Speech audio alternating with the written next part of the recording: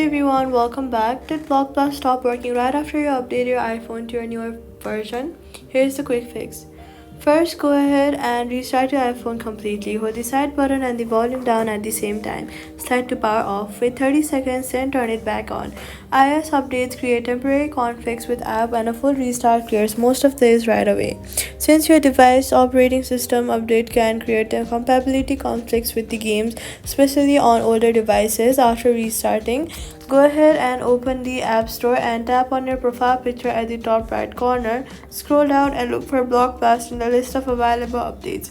Since developers typically push iOS compatibility patches quickly after major app releases, go ahead and tap update immediately if one is showing. If there is no update yet and Blockbuster is still broken, go to your settings, general, iPhone storage, and then scroll down to find Blockbuster to the list of apps. Tap on it and then tap offload app.